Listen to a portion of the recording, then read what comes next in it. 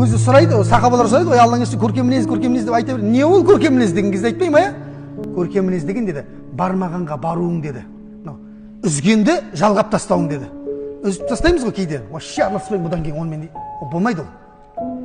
Бұл көрмегенім өмір бақи сен болсын дейді. Көр сен оны барып иншалла.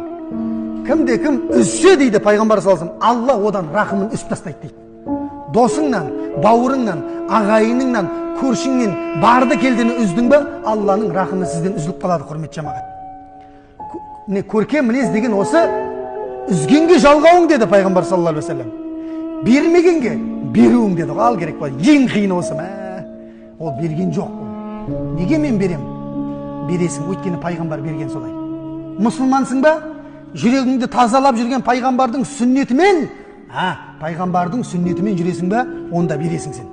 Көрдіңіз ба? Және не деді? Зұлымдық жасағанды кешіруің деді пайғамбар саллаллаху алейхи вассалам. Міне 3 сипат көркем мінездіктің шыңын көрсетеді.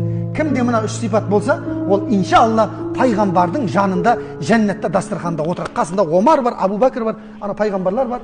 Барлығына Алланың рахымы болсын, разылығы болсын.